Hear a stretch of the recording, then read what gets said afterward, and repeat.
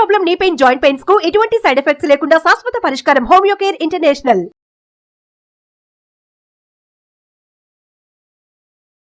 నమస్తే, welcome to Suman TV. నేను మీ Suman TV Usha.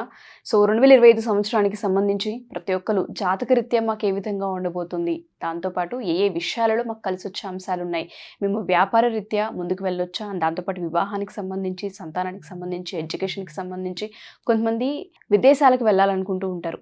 మాకు ఈ సంవత్సరం ఆ అవకాశం ఉందని కూడా అడుగుతూ ఉంటుంటారు. సో ఓవరాల్గా ఏ యాంగిల్లో కనుక మనం చూసుకున్నా, నక్షత్రాల వారీగా కనుక మనం గమనిస్తే 2025 సంవత్సరానికి సంబంధించి ఏ విధంగా ఉండబోతుంది, ప్రత్యేకించి ఈ నక్షత్రాల వాళ్ళు ఏ ఏ విషయాలలో జాగ్రత్తలు వహించాలో మనతో పాటు ఉమా దేవరకొండ గారు ఉన్నారు. ఆయన అడిగి తెలుసుకుందాం. నమస్తే అండి. నమస్తే అమ్మా. మృగశిర నక్షత్రం వారి కనుక మనం చూసుకుంటే 2025 సంవత్సరాంతం అసలు ఏ విధంగా ఉండబోతుంది అంటారు, అండ్ ఈ నక్షత్రంలో ఉన్న రాసుల వాళ్ళకు కూడా ఏ విధంగా కలిసి వచ్చే అంశాలు ఉన్నాయంటారు? మృగశిర నక్షత్రం వాళ్ళు 2025 సంవత్సరంలో విపరీతమైన కష్టాలు అనుభవించబోతున్నారు. ముఖ్యంగా ఇవి ఎలా సంభవిస్తాయి అనేటువంటి విషయం మీదకి వచ్చేసరికి ముందు మృగశిర నక్షత్రం అంటే ఏంటి, వాళ్ళకి ఎలాంటి వృత్తులు సూట్ అవుతాయి, ఎలాంటి విషయాల్లో జాగ్రత్తగా ఉండాలి ఒకసారి చూద్దాం. మృగశిర నక్షత్రం వచ్చేసి 1-2 పాదాలు వృషభ రాశిలోను, 3-4 పాదాలు మిథున రాశిలో ఉంటాయి. ఈ యొక్క నక్షత్రానికి చంద్రుడు 23.20 డిగ్రీల దగ్గర నుంచి 6.40 డిగ్రీల దాకా కనుక చంద్రుడు సంచరిస్తున్నప్పుడు ఎవ్వరు జన్మించినా మృగశిర నక్షత్రం కింద పరిగణించబడతారు. ఒకవేళ డేట్ ఆఫ్ బర్త్ లేకపోతే కి వెంకటేశ్వరరావు, కిరణ్ రాజు ఇలాంటి వాళ్ళందరూ మీరందరూ కూడా మృగశిర నక్షత్రంలోకి వస్తారు. ఈ మృగశిర నక్షత్రము కుజుడికి సంబంధించినటువంటి నక్షత్రము. అధిపతి చంద్రుడు, కుజుడు, అదేవిధంగా వృషభ రాశికి శుక్రుడు, మిథున రాశికి బుధుడు. గొప్ప గొప్ప తెలివితేటలు ఉన్నవాళ్ళు, గొప్ప గొప్ప మేధస్సు ఉన్నవాళ్ళు దీంట్లో ఉంటారు, కానీ జీవితంలో మాత్రం పైకి రాలేరు. ఎందుకనంటే ఆవేశం ఎక్కువ, కోపం ఎక్కువ ఉంటుంది. ఆ కోపంతో ఏదైనా సాధించేయచ్చు. ఈగో, అహంకారం అనేది ఎక్కువ ఉంటుంది. జనరల్గా వాళ్ళ తప్పు కాదు, వాళ్ళకు ఉన్నటువంటి కలయిక అలాంటిది. ఈ యొక్క ఈగో వల్ల, కోపం వల్ల మల్టీ టాస్కింగ్ అనేది ఉంటుంది. అది చేసేద్దాం, ఇది చేసేద్దాం, అది చేసేద్దాం, మొత్తానికి ఏది అవ్వదు. ఆ రకంగా మృగశిర నక్షత్రం వాళ్ళ యొక్క జీవితం బిహేవియర్ ఉంటుంది. అన్నీ చేసేయాలి, నేను ఏదైనా చేసేయగలనే కాన్ఫిడెన్స్ చాలా బాగుంటుంది, కానీ అది సూట్ అవ్వదు. అయితే ఎప్పుడైతే బుధుడు చంద్రుడి యొక్క కలయికలు వీరి యొక్క మృగశిర నక్షత్రానికి ఉన్నాయో, గొప్ప గొప్ప స్క్రిప్ట్ రైటర్స్ కింద, జర్నలిజంలోను, తరువాత బుధుడికి అకౌంటెంట్స్ కింద, చార్టెడ్ అకౌంటెంట్స్ కింద, ఆస్ట్రాలజర్స్ కింద, తరువాత రైటర్స్ కింద, జెమాలజిస్టుల కింద, తర్వాత రీసెర్చర్స్, సైంటిస్టుల కింద, అంటే వీళ్ళ జీవితాంతము ఏదో ఒక దాని మీద పని చేస్తూనే ఉంటారు, కానీ వీళ్ళకి రిజల్ట్ అనేది రాదు. అందరూ అనుభవించేటట్టుగా డబ్బు, సౌఖ్యము, సుఖము, భోగాలు ఇవన్నీ వీళ్ళంతలా అనుభవించలేరు. వీళ్ళు ఎప్పుడు కూడా వైరాగ్యానికి, ఆధ్యాత్మికతకి, దైవభక్తికి, ధర్మానికి వీళ్ళు ఎక్కువ దీనికే ఉంటారు. ఎక్కువగా దీనికే కట్టుబడిపోయి ఉంటారు. మాకు అవన్నీ వద్దు, వచ్చినా సరే త్యాగం చేసేస్తుంటారు. మృగశిర నక్షత్రం వాళ్ళకి జీవితంలో కష్టాలు విపరీతంగా ఉంటాయి. మ్యారీడ్ లైఫ్లో కూడా కష్టాలు ఉంటాయి. వీళ్ళకి కొని తెచ్చుకుంటారు వాటిని. మ్యారీడ్ లైఫ్లో కూడా ఏ సమస్య లేనప్పుడు కూడా వీళ్ళకి కావాలని సమస్యలు తెచ్చుకుంటారు మృగశిర నక్షత్రం వాళ్ళు. వీళ్ళ కోపం మాత్రం తగ్గించుకోకపోతే మృగశిర నక్షత్రం వాళ్ళ జీవితంలో పైకి రాలేరు. వీళ్ళకి కొన్ని వృత్తులు ఇప్పుడు నేను చెప్పాను కదండి, ఈ అకౌంటెంట్ సంబంధించిన వృత్తుల్లో కనుక, లేకపోతే కుజుడికి సంబంధించింది కాబట్టి ఇంజనీర్, పెద్ద సివిల్ ఇంజనీర్స్, వీటికి సంబంధించిన విషయాల్లో కనుక వీళ్ళు చదవగలిగితే, చేయగలిగితే, స్టడీగా స్టేబుల్గా ఉండి చేయగలిగితే గొప్ప స్థాయికి వెళ్తారు మృగశిర నక్షత్రం వాళ్ళు.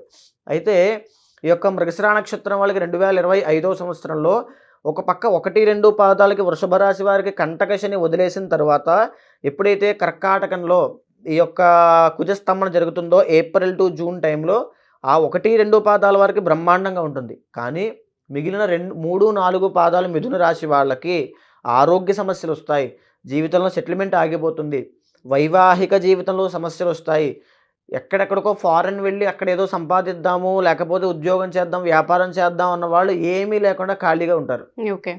ఇప్పటికీ ఎంతోమందిని అప్రోచ్ అయిన వాళ్ళు ఫారెన్లో 99% జాబ్ లేని వాళ్ళు, ఆపర్చునిటీస్ లేక ఆగిపోయారు. మృగశిర నక్షత్రంలో ఉన్న వాళ్ళు అయితే ఇంకా ఇబ్బంది పడతారు 2025లో, ముఖ్యంగా 3-4 పాదాల వాళ్ళు.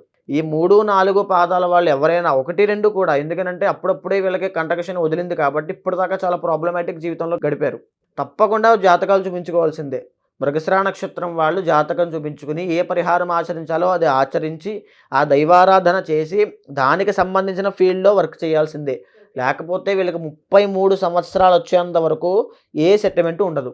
పైగా వీళ్ళకి అసలే కోపం ఎక్కువ. జాతకంలో కనుక ఏ కాలసర్పదోషమో, లేకపోతే ఏ దుష్టగ్రహ కలయిక ఉంది అనుకోండి, ఇంకా జీవితంలో సెటిల్మెంట్ అనేది ఉండదు.